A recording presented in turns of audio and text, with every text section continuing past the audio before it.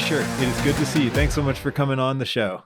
Karl, thank you for having me. My friend John-Henry, and I don't know how long we've known each other, probably 4 years or so, about when I started Draft.dev, runs growth plays. And what's interesting about what I always find interesting about you is like you started it off, and I remember us first talking and you were like, it's a me only operation. I don't ever want to hire people or have employees. And now here we stand, and I don't know how big you guys are now, but you've been hiring, you've been breaking your rules. What's going on over there? Yeah, I think when you do good work, people want to hire you more. And we just got to a point where there was just too much inbound demand. And I think part of that was just like fear of not having experience of really running a business. If I'm just being honest about it, I was like, oh, I just want to do my own thing because like managing other people sounds hard and like scaling sounds hard. So like I was just like, oh, it's like a me only operation, it's a lifestyle business. And then I realized like my lifestyle was working 60 hours a week and saying no to like business that I wanted. And so made a really conscious decision to start hiring and building a pretty skilled team. I'd say potentially where we're a little bit different than some other agencies is we hire folks that have years and years of experience. Like there's no one who's fresh out of school. This is no one's first job. And that still allows us to not put as much effort into like the first year of training an employee just to do the basics. So we are, I'd say it's not in like the true agency sense of like hiring fresh grads, training them up, having them learn your systems, and then scaling that way. And we do pay a premium for that since we're, hiring more experienced talent. So wouldn't say it's like the true agency model of like getting first year students to do the grunt work of like a lot of the frontline work, I should say. But yeah, definitely made a pretty conscious effort to shift away from being the sole operator inside the business doing everything, maybe with a few contractors in the mix, like really having a team, probably about 4 years ago. We'll back up just so that listeners who don't know you get oriented. What does Growth Plays do today? How do you talk about it? And has that evolved as you've kind of grown a team around it? Or has it just been, let's expand on what you were doing solo? Yeah, so Growth Plays is a B2B SEO and content strategy agency, but I'd say really like SEO is the line item that we get bought for, but we do a lot outside of that scope, whether that's analytics work, tag management work, HubSpot work. There's a lot that we do that contributes to understanding like the value of SEO, growing the SEO channel, but we like to get out of our lane a fair amount. So, but yeah, at the core, B2B content strategy and SEO primarily for technology platforms, developer tools. There's some exceptions to those rules, but that's really our bread and butter. Yeah, I mean, let's kind of get back into the people side. So what's hard, I remember this, like talking with you about this, like it's so hard to scale a strategy type service offering, right? And because, when I had started Draft.dev, it was very non-strategic. We're just hands. We just write content for you based on what you tell us. And then you're the complete opposite approach for I'm just strategic. I'm just the smart brain that thinks for clients almost. I'm putting words in your mouth, but that's what I took away from it. And I thought it's so interesting to see how different those businesses are. And then now you've started to scale it. So like, what's hard about that? That feels very hard to me, but like, what have you found is hard/easy about it? What's interesting about that? The hard part about scaling strategy is actually getting it implemented, because if it's just a bunch of deliverables that sit in someone's inbox, like, and they never get used, then it doesn't matter. And I'd say like that actually can be more damaging to your reputation than anything of like, yeah, they like did a bunch of stuff, none of it was ever used. Like we didn't get the value. I hate that. We even have people like we write blog posts for like a dozen blog posts that just sit there not getting published for unknown reasons, like just sitting there. Like they good feedback from us. So it wasn't like they didn't like it. It's like, what the hell's going on? Yeah, no, I coach a few people, like a few, I'd say like early stage people that are maybe in like the solo consulting, like very early agency days. And like, we're still very early agency days. So, but some people that I'd say like a few years behind where I am today, and they run into these problems all the time. And it's really about like creating urgency, I think is like really a part of that strategic offering of like making it clear, like, yeah, because like the thing with SEO is like, it's important, but it's not urgent. Like you can always like, what's urgent is like, we have a big event coming up and we need to pull people off that to like work on this. So, getting people to understand the urgency around the strategy is core. And there's some things that we've done over time. I'd say like oftentimes like mapping to the market of like how are your competitors executing? How quickly are they gaining market share? And if we continue to do nothing, like they're going to continue on this path. Here's what it'll look like 2 years out, 3 years out. And it's not a good picture. So with strategy, specifically because like we're not in the implementation seat, because like for some of the companies we work for, their products are much too technical for someone to phone it in. I'd say like a lot of like deep product marketing work, very nuanced understanding of the technologies need to happen, and that can go to an agency, but we just prefer to work with in-house teams who know those products really well. So creating urgency around strategy has been sort of like one of the key. Originally it was a challenge. I think we've gotten that a little bit better so far. And then also like aligning to people's incentives and really trying to understand like, what does a good year look like to you when it comes to your performance review? And like, what do you get? Like, to get, without sounding like crude about it, I learned this trick from Will Reynolds, who great agency owner, owns an agency called Sear Interactive. But it's really just like, what at the end of the year, like, what do you get bonused on? Like, what does this all come down to? Your OKRs, and aligning to that, or figuring out if a company's public. I'm stealing this from Tom Critchlow, another brilliant consultant who's now in-house. But like, if the company's public, reading that earnings statement and figuring out like, what is our overarching strategy and like where are we focusing on over the next few quarters? Like when you hear that like outlook and trends from the CEO when they're going through the earnings call, like aligning to that, or if there's like a big strategic document or a big strategic push inside the company, aligning to that so that your strategy isn't just like this channel strategy that lives in a silo and get clicks and conversions, but actually like ties into the bigger corporate push or like the bigger strategic narrative. That is how we can get some I'd say like implementation or just like get the strategy live. That's helped us a bunch. So being strategic about your strategy is kind of what I'm saying, which is what it comes down to, I think. That's really interesting that you mentioned that, because I think this is something that sometimes I struggle to get out of clients. Like, what is the goal here? Really? And, they'll kind of hum and haw about like, oh, well, so we sort of want to build trust over time. And like, what does that mean? Like, that's not trust isn't a metric unless you are collecting metrics around it. Like, you got to give me something more concrete. And I like your point about if you can draw that out, it does help create urgency, because now I can say, well, look, you've stated by the end of next quarter, you want to do X, Y, and Z. If this plan does not go live, that will not happen. It's kind of easy to draw that straight line, right? Like, or you're going to push your results back another quarter, or another 2 quarters, or whatever. So that makes a lot of sense. How do you mentioned the earnings report? That's a really interesting tip. How else do you go about sussing that out of people? Do you have like other questions, or kind of do you try to get like a consensus of people together in a room, or do you find you get that answer better when you just go single one-on-one with individuals? Like, what do you do there? Oh, single one-on-one.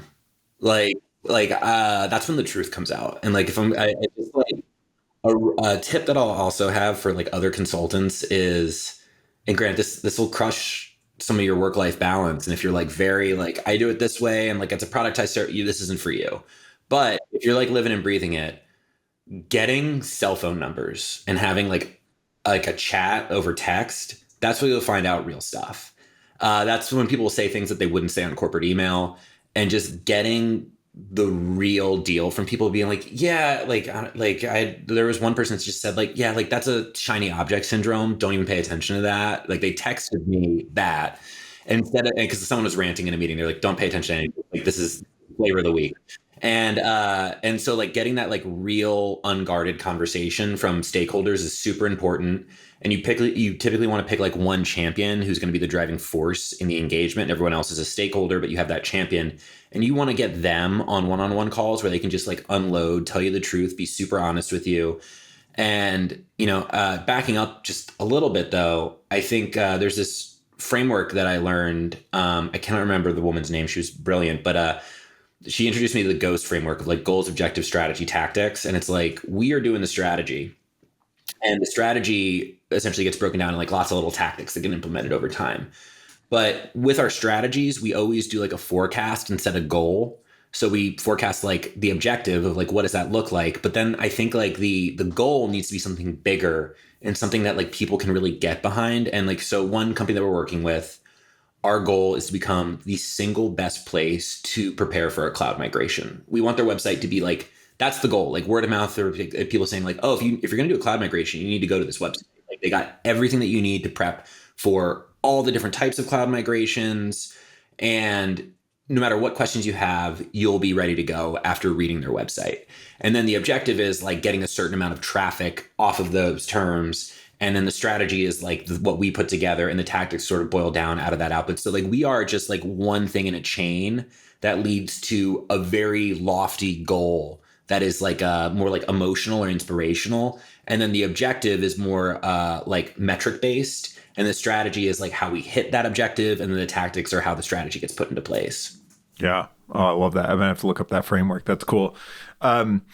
What, so going back to the original where I started this conversation, because I think this is super interesting. Like, how do you train other people to do this, or hire people who are, let's just like competent enough to go dig into a company's earnings reports and like text people on the weekends to figure out the real dirt? Like, I mean, have you found those people yet, or is it still a work in progress? The texting stuff, because I'm the owner of the agency, and like a part of this is like the agency is me. People are mainly trying to talk to me, but like our director of operations, or excuse me, our director of account management is phenomenal at individually one-on-oneing with stakeholders and letting them know where we're going. And I think like my team feels empowered to, like, one of our core values is autonomy and just being able to operate on your own. So I want to give people the freedom to make those moves on their own. But like a lot of it, if I'm just being honest today, still rolls up to me because, and I hate it when people say this on a call, but they're like, yeah, we're going to bring on John-Henry. And it's like, no, you're bringing on growth plays. And like the team's going to be doing the work, and really trying to remove myself from like what people are buying. So it's more like the company versus the individual. But I'll say what I hire for above anything is really good critical thinking skills and really good communication skills. I like SEO there's aspects of SEO that are very complicated, but we're not doing the brain surgeon level SEO stuff. We're doing a lot of like it's B2B websites. They're usually under 10,000 pages, and it's not like some massive, we're not the right agency for IBM is what I'll say. Like we're not going to help your multi-million page website scale to infinity. We're really, and I'd say like our best fit is really like mid-market and those that are like pre-IPO that are still, again, like not huge sprawling websites. So we're not really looking for like the masters of technical SEO. What I'm really looking for is people who can understand a business, can think through the problems from like a first principles perspective, and can communicate that very succinctly and very effectively. And I think that if you can critically think about an issue and find a resolution and communicate how we can get to that resolution, you will be a solid employee. Like you can kind of do anything, just to be frank. So I'm more looking for like very solid soft skills and adaptability and the ability to learn quickly. Yeah, I love that. I think those are so much harder to me to train for than the technical ins and outs of whatever it is. I Whether don't think you it's, can train for them. Just yeah, yeah. No, totally. Especially that willingness and interest in learning, like that is such a tough one. But you're right, the communication skills, the like awareness skills, the sort of problem solving, first principles thinking. Like I wish that stuff weren't rare, because if it weren't, it would be so much easier to hire. But it is incredibly rare. It's rare, but I'd say like you can see it pretty quickly. And I think like this is definitely like a thing that if like if someone could pick this apart for like, oh, that's personal bias and that's not how you should hire. But like a really good, for anyone that makes it through the initial like resume screening, I typically just do like a really quick call with them. And just a gut check thing is like, do I want to continue talking to this person after that 50? Because we don't get into like the nitty gritty of like, how do you approach problems and what do you do? But it's just like, hey, give me a quick rundown. Like, why are you looking for a new role? What do you want out of your next role? What are your superpowers? Where do you think you have the most room to grow? What's like the biggest mistakes you've made inside of a company? And just like very like high level questions. And it's just like, if I want to continue talking to that person, that's a pretty good sign. And if I don't, that also tells me like, yeah, that's probably not someone that I want to like have a call with every week. And here, like, it's just not like that communication ability is so important. And I think that's actually one of the harder things to hire for, because I think most people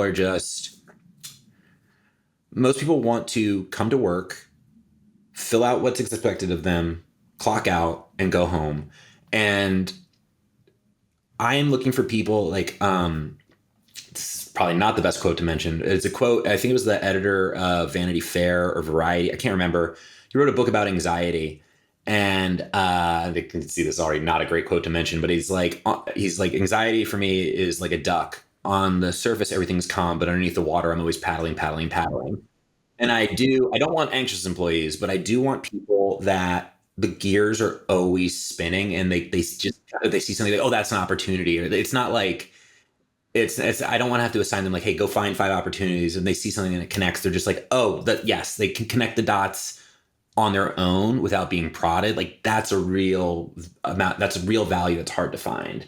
So I'm looking for folks that just like almost can't turn it off, even if they wanted to, which is behavior that's inherent to me. And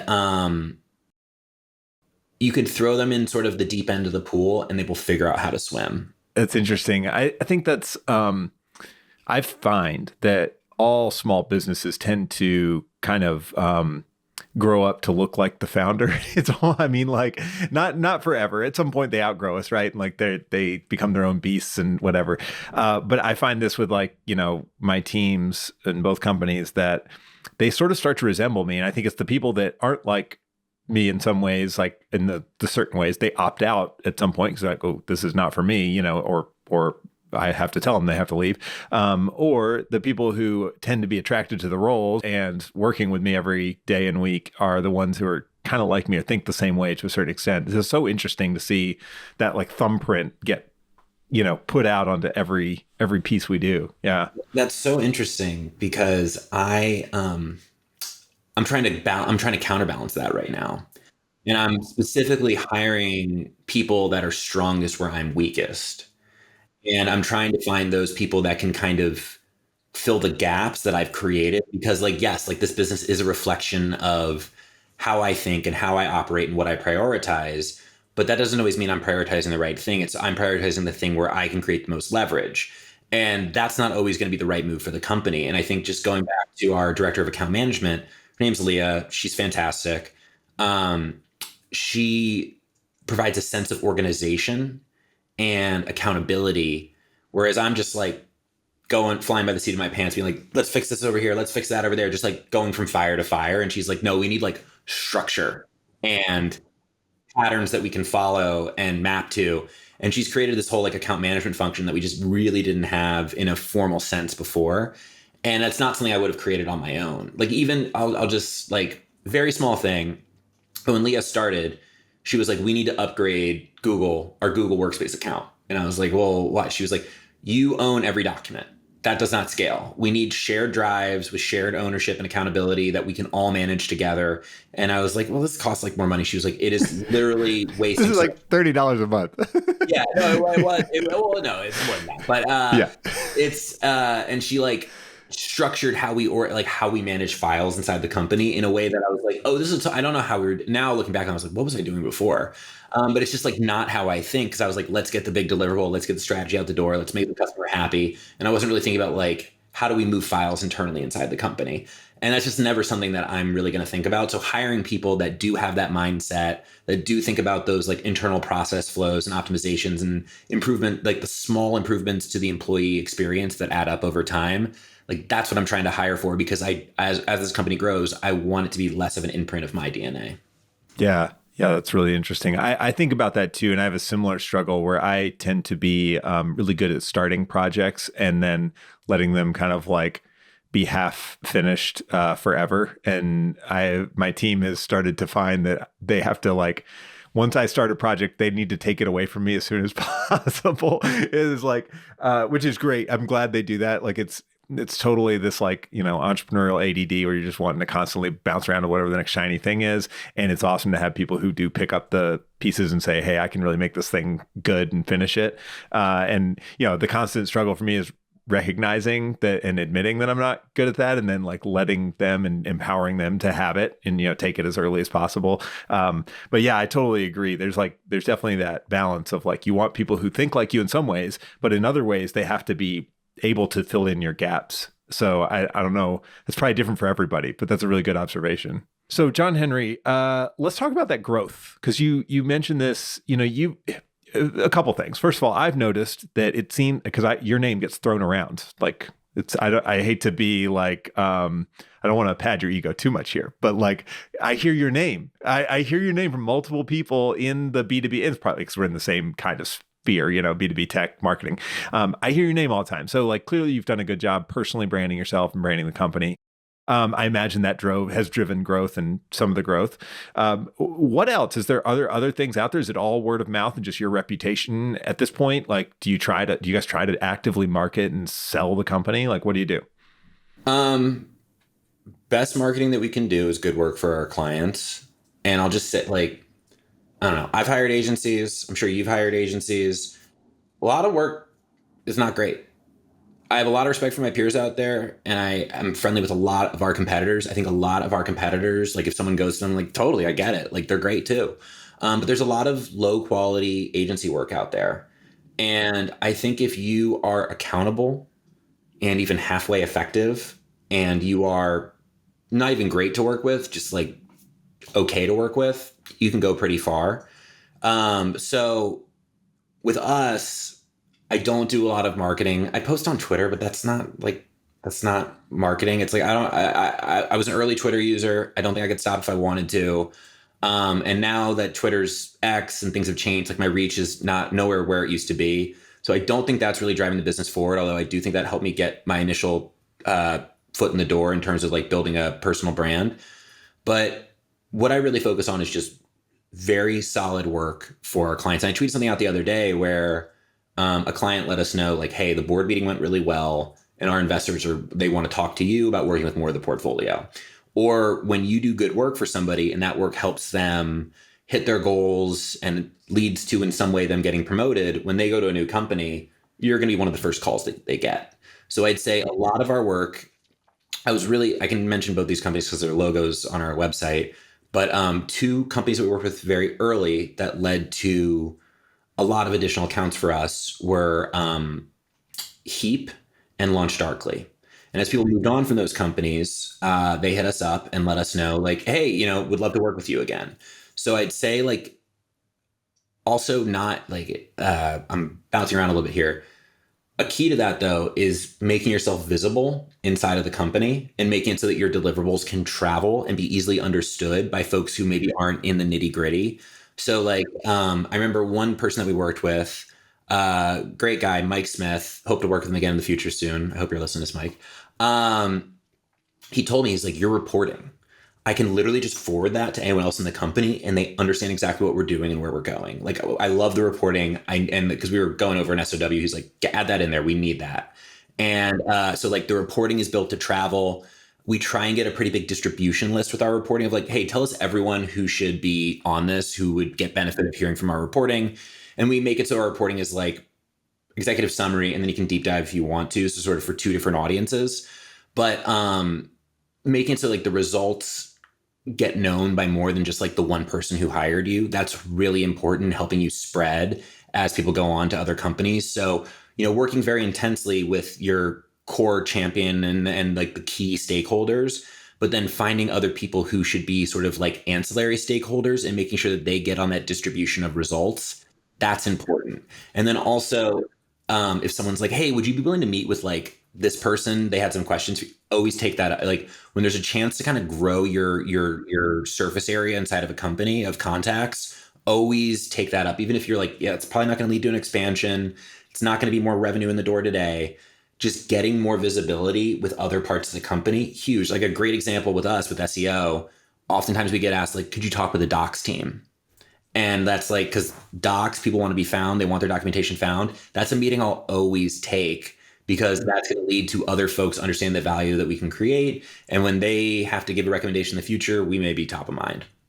That's a great observation too about these bigger companies, especially. I mean, Launch Darkly is a good example. We've started at Draft working with some bigger companies too that have multiple departments. And what I find is we tend to get paired up with some kind of product marketing manager or content manager who's in charge of a certain arm of the product, but it doesn't give us exposure to the 12 other products that company has, or the other teams doing other specific efforts, right?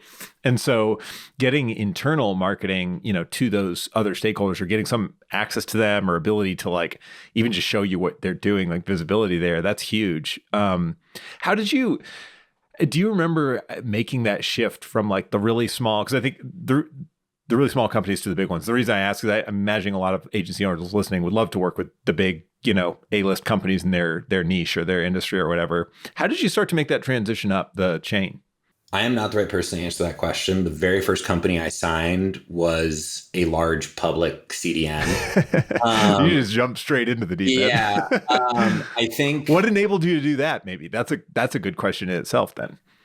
Yeah, I'd say before I founded this company, I worked in a co-working space in San Francisco, and I was very social. And I didn't think of it as like networking, but people had questions. I'd be like, oh yeah, like here's how you set that up, or like, oh, your tag manager's not working. Yeah, this is what you need to fix. And I was just like always kind of a helpful guy, very easy to talk to, and chatted people up, learned about other companies in the space. And I think like I was lucky because we were an SEO agency that shared a co-working space inside with like many other tech companies. And there were some very legit ones in there.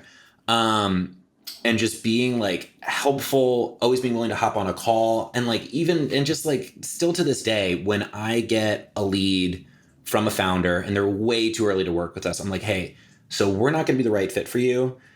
Here's what I'll do though. I'm happy to jump on a call with you for 30 minutes and we can just like talk this out. I want to help you figure out how to like frame the channel and where it should sit in your in your order of your go-to-market.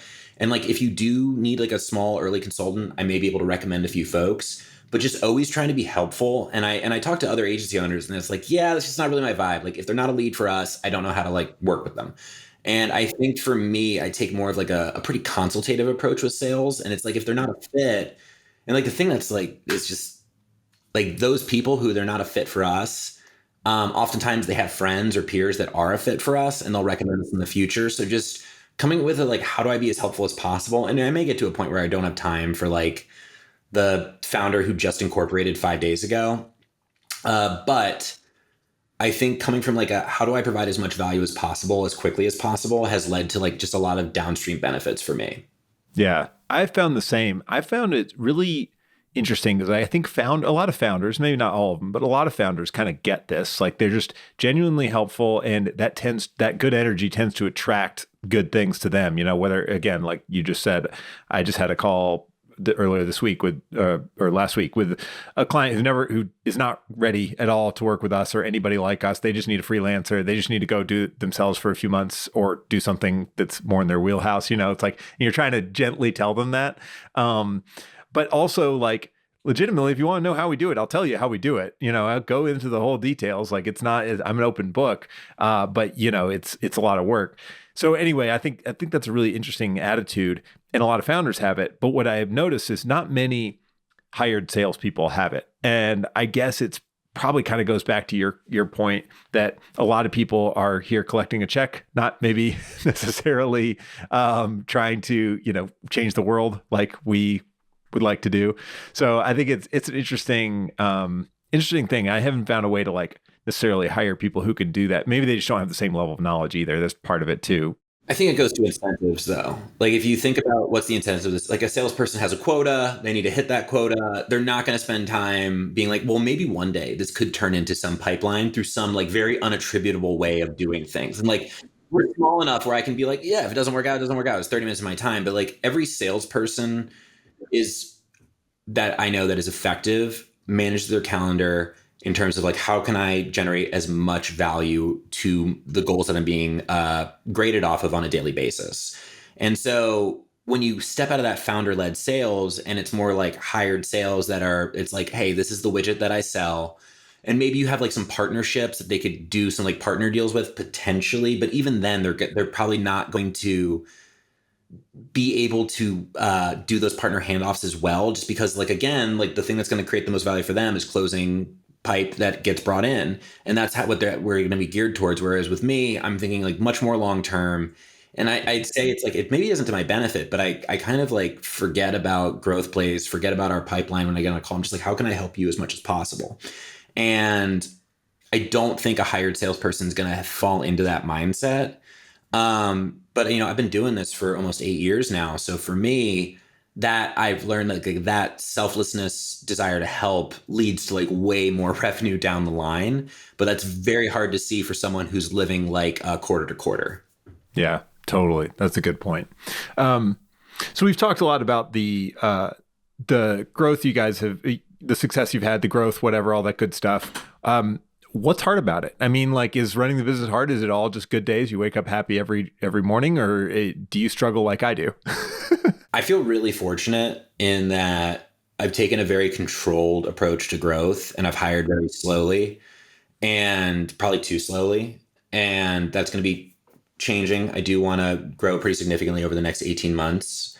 But there's always challenges.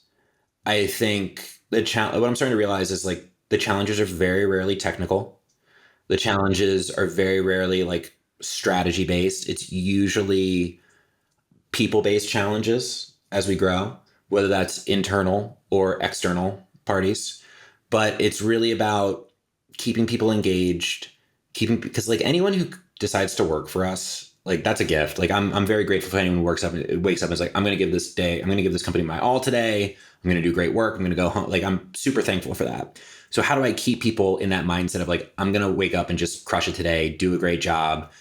Keeping people incentivized to and engaged, I think, is one part of the challenge, especially as like we're a small company. And again, credit to Will Reynolds, who kind of told, because I asked him one time about like, because Will was in a similar boat of like, yeah, I never really wanted to grow, never really wanted to have a big company, and he's done a total 180 on that. They're a very large agency now. And what I've realized is like, if you don't grow, people get bored. If you don't create growth opportunities for people, they move on because they can get them somewhere else. So you need to grow to create growth opportunities for people on your team.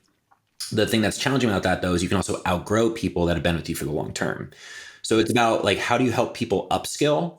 And then how do you keep people engaged and create opportunities for them to continue growing? And that is a challenge, of course, because I'm also just trying to like maintain compliance and make sure payroll is done on time. And then I'm also trying to like manage the soft skills, make sure people are engaged. And then also like you can make mistakes with signing companies. And I think nothing can destroy morale faster than just like a client who cannot be happy, no matter what you do. Doesn't matter. It's like, okay, you hit that goal. Great. Now you need to double it. Now you need to do that. And it's like, yes, that is natural. But it's like, I think a lot of it also is in like the framing and how the company talks to you about the results. And if you are working with companies that make your employees miserable, they won't be your employees for very long. So guarding your employees from, I'd say, I don't want to use words like toxicity. Like this is an SEO agency. We're not dealing with toxicity, but guarding your employees from lose-lose situations, I think, is really important, because if they're just waking up and they have to shovel shit all day, they're not gonna like they can go do something much more enjoyable for a similar or same amount of pay. So making like employee experience, I think, is a really key part of growth, because if you are running a revolving door, or if your agency essentially is a revolving door of new hires and people churning out, that's going to be the hardest to grow. I think the onboarding process is one of the most draining things for a company, where you're just like training people, trying to get them sped up. And if you're constantly having to onboard new folks, that is a struggle. So, and like, you should always be onboarding new folks if you're growing, but if you are onboarding new folks to replace them because they last 3 months, 6 months, 9 months, and they're like, yeah, this isn't for me, that's more something that you need to look at yourself and say, like, what am I doing that's causing people to leave? Or what aren't we doing that's causing people to leave? So I think like a good employee experience is a core growth driver.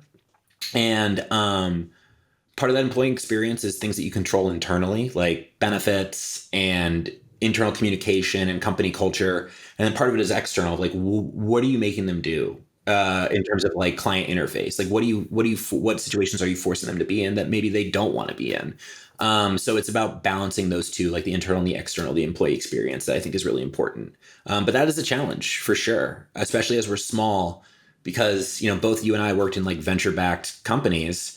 Hiring was really easy when you just have a pile of cash, and now it's like you need to manage that burn very carefully. And I think one thing that was really, you asked about like, how did I get started? How did I grow? And I do want to like shout out to zero interest rates for helping us grow a ton. But now that we're in just like a different environment, it's a different calculus. And I think that adjusting to like no longer being in zero interest rates and managing employees through zero interest rates and like letting people understand about like salary and compensation and how things are changing. And I'm not like Scrooge McDuck over here being like, no, no, no. But it's just, I think that there's education that needs to go on. I keep the team very in the loop about pipeline, who we're closing, what our opportunities are, how we're growing year over year. So they all understand like the health of the business and how it's changing. And, I'd say just one thing I communicate to folks is like, hey guys, I am spending probably 20 to 30% more of my time on sales now, because selling is no longer like the days of the one call close are pretty much done. So the team needs to understand like, yeah, I know I'm not like as much in the weeds with you, and it's because I'm being pulled into other things, and like helping them understand like the market has totally changed and unlocking budget is a full-time job now. Yep. I've found the same thing. Like I'm sure we feel the same market forces for sure. And my answer to the team is kind of the same. It's this transparency. Like all I can do is show you what I'm doing. It's not like I'm sitting here not wanting deals to close, or, somebody will come up with, well, have you tried, talking to somebody like this? And I'm like, well, believe me, I've tried talking to everybody that'll talk to me, and it's like some months are just tight and it is nothing, there's nothing there. But I do a similar thing where I'll kind of like give a state of macroeconomics and VC investment to the team every so often to be like, look, this isn't just us. And there's like big background reasons that I have no control over that are, putting us in this certain positions. But that said, there are things we can do to kind of like pivot a little bit here and there or make the most of what we have. Right. And like, we're going to get through it. So it's like this kind of like trying to be like realistic, but also then like the calm, it's okay, it's going to be okay voice, because you don't want them freaking out either.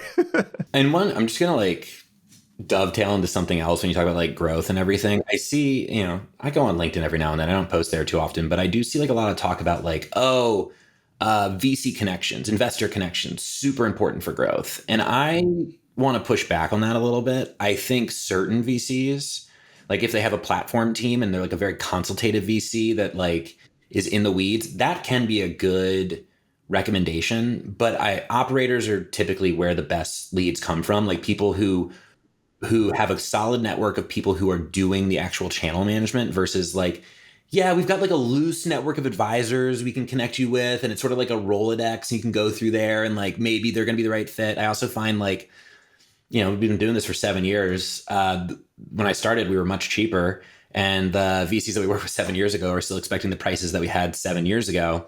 So I think it's harder to like move up in budget and go up market with like the VC contacts. And then also like the quality of the leads from VC to VC will be very, very different. They can be good, but they haven't worked with you themselves usually. So I would much rather take leads from people who've hired us, who've worked with us directly and could vouch from us on a one-off basis versus someone who's like, oh yeah, they worked with a few of the portfolio companies. They seem to have been effective, because it's just like they're not in the weeds with you. So it's like they can be good. And like we've got some great relationships with a few firms. But I'd say when I first started this agency, I was almost like blinded to, I was like, oh, VC connections, that's what I really need. That's going to be. And I'd say it honestly led to like a lot of calls that didn't go anywhere. And the calls from operators, very different. And I think like VCs as a part of their job spend a ton of time on calls that go nowhere. It's like part of what they do. And with operators, they're trying to maximize the value they can create every single day. And I'm not saying VCs aren't trying to do that. That's part of their job, is taking calls and rejecting a ton of folks.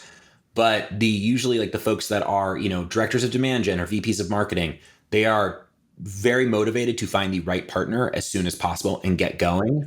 Whereas like a VC is more like, maybe I can refer you out in the future. So they can be effective, but I think the value of them is a bit overhyped in the agency owner world.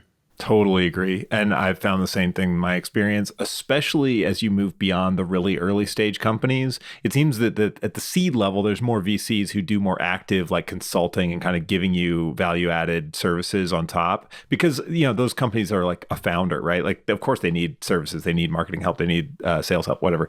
But then you get to like Series B and C, like they should have a team and a leadership for all those roles by then. Like they shouldn't, or they're hiring somebody for that. They shouldn't be going to the VCs asking for a marketing consultant. Like at that point, they're kind of beyond it. So there's like maybe if you're working with really early stage startups that have like, and you can get in with a VC firm that's very consultative, very hands-on, maybe that works. But I don't know. I agree. Totally a tough road to go. We work with one late stage VC fund on their like content marketing efforts. And I remember asking them about like, when we were going over like negotiating the SOW and everything, they were like, I brought up, I was like, well, what about like, would you ever potentially refer us out to like your portfolio? Like, oh no, like that's so in the weeds. Like we would maybe help find the new CMO, but the idea of like helping them find an agency, that's just like not what we do. So don't ever expect leads from us. I was like, okay, good. No, thank you. Thanks for saving us all time. So let's get into the closing part here. This is really, I could talk all day, but I won't because I respect your time and my own, I guess. So let's talk the last couple of questions. Are you a reader? Do you read many books? You got anything good you've read in the last couple of years that you recommend to entrepreneurs, agency owners? Single best business book I've read is Amp It Up by Frank Slootman. CEO of Snowflake and ServiceNow. I believe it's all the book I believe is of ServiceNow days. And his philosophy on creating energy and urgency and just like this, like the whole idea of amp it up, you could basically like Cliff's Notes the whole thing or Chat GPT the whole thing, and you would get the value out of it. But it's about like creating this momentum inside of a company and pushing for more and shortening timelines and getting the best out of people and pushing for excellence that like I just didn't really understand that mentality before. So that book was very transformative on how I manage. And high output management is like good to read, but I think it's all very common sense. I don't think you're gonna like, if you've managed people before, I don't think you're gonna be like, oh, how revolutionary. But it's like good fundamentals. But in terms of where I found the most value, Amp It Up by Frank Slootman is the single best like management book that I've read. Cool. I'll have to check that out. I don't think I've read that, but I'm familiar with him. And then the other question I always like to ask, because you're a learner and you're in a similar space, is what are you interested in learning about or kind of like keeping your eye on when it comes to SEO? I will rewind just like a little bit and say one thing that I'm very interested in right now is I think, I'll dive into SEO in a second, but as I started the company, I came from a software background. So I was like SaaS. We are SEO for B2B SaaS. And I actually think like technology-enabled services are going to be very big. Like if you look at Palantir is like kind of resembles a consulting company. They're huge. I would love to do SEO for Palantir. So I think like I am now open to working with like large services firms that have some type of unique technology layer, which was not the case. So like, especially with AI, I'm seeing that as like a new interesting customer segment for us to sell into. And we work with one like very large accounting firm right now that has a bunch of technology inside of it. That's been very interesting. And because I do think like SaaS has the potential to be like highly commoditized, and especially with AI just spitting out essentially clones, it's become easier and easier. So like that is going to be a big part of it, is like, what's the unique layer here? Like, oh, a mode of people. That's very interesting to me. In SEO, I think there's a big shift happening from, if all people need is a definition, I think the interface is going to give that very quickly. So I'm trying to shift from like the what is it to how do I do it? And there is less traffic in the how do I do it, because most people just want to know what it is. But the folks that actually want to create change inside their company, those are the ones that are likely going to be able to onboard an expensive technology solution or get budget towards something. So less what is it, more how do I do it, and focusing on what I call like the tactical and the tactile. That's a big focus for me. A little bit of the stuff around like generative engines, I find that interesting. It's still very early days.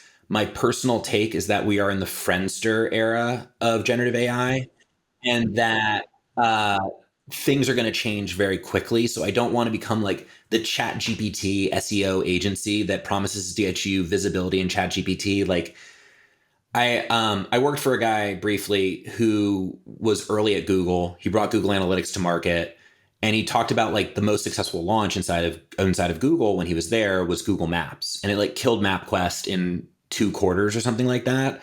And like if there's something that gets released in AI that is meaningfully better than what's out there today, it could take market share rapidly. And I remember being very young, hearing about Google, and then starting to use Google and never turning back. And I do think Google is like, I saw a banner ad in Google the other day, like in this middle of the search results, like a banner ad. And their whole thing was like pure search, nothing else. And they've really sort of lost what made them unique. And I do think there's going to be a lot of fragmentation. My job isn't to call the fragmentation. My job is to adjust as the market gets fragmented. So that's really what I'm trying to do. So I'm trying to stay nimble right now more than anything, because I think we're in for a lot of very quick change. And Google could figure it out. Google could remain like the market dominant force. And I think Google is here for the long term. Like, people aren't just going to stop using Google. It's going to take a long time and for something meaningfully better to be there that's going to shift them off of that. But I want to be nimble enough to prepare for that change, or to be able to make that change very quickly. I don't want to call my shot now, because I think a lot of things are going to change between now and the next 5 years. But clearly people are unhappy with how Google functions today. There's a lot of talk around that. I don't think Reddit is the answer either. So I think we're going to see a lot of change, and just being open to that change instead of being exhausted by it is really like the mentality I'm trying to take.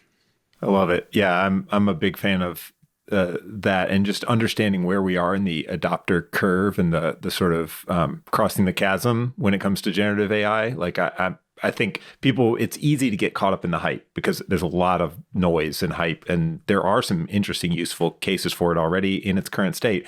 But like, it's any nascent technology, it takes a little bit of time to like shake out who's actually going to win. What are the interfaces going to look like? What's going to be like realistically the long-term thing that we all use with it? Like, I don't know yet. And it's a little too early to for me too, to like put all my bets in one place. Are you familiar with the gentleman amnesia effect? No. I think Michael Crichton wrote about it, but it's basically this concept of like, you read an article in the newspaper and it's something like, you know, a lot about, like, you know, deeply about that. And you're like, well, that's not right. And like, that's a poor way of framing it. And like, nah, I don't know if I really trust that. And then you read the next article and you're just like, oh, and it's something you don't know that much about. And you're like, okay, great story. And with me, with ChatGPT or Perplexity is a little bit different, but like, let's say Anthropic, you get those outputs, and if it's something like I really know about, I'm like, well, this is pretty surface level, and I don't know if I really like this. But if it's something I don't know about, I'm just like, oh, great, awesome, let's roll with that. Copy paste. Yeah, so I do think the other place where SEO is going is more like parasocial relationships and learning from people who deeply know the space. Like, what's that guy that ranks for like every DevOps term? Martin Fowler. So like Martin Fowler is a great example of like a parasocial relationship that people can have. I know there's guest authors there, but it's like people trust Martin Fowler. He really knows what he's talking about. And I think like search is going to go more to like being used for audience development and finding people that you trust who know what they're talking about, versus like these very general outputs from ChatGPT or Perplexity that are very surface level and don't help you dive deep. And I think when you actually try and dive deep with these tools, they kind of sputter out. Like I can push it, but it's just like, it's not really getting me to where I want to go. Especially, I think a great test is like using ChatGPT for a topic that you are like an expert in. Once you start trying to see those, you're like, yeah, this isn't really what I do or how I'd go about things. So I think like expertise around individuals is really where search and content and audience development is going to go in the future. Love it. All right, John-Henry, we'll have to check back with you in a year and see how much of that bore out, or 2 years. Oh, please don't hold me accountable. Please. That wasn't part of the deal. No, all of this is being recorded just to hold you accountable. So we'll send people to growthplays.com, obviously, to check out your work in the company. Anywhere else that people can follow up with you personally? I still post on X. So yeah, JHT Scherck on X, if you can hit me up there. Sounds good, man. We'll put links in the show notes. Thanks so much for joining me, and we will talk soon. Thank you for having me, Karl.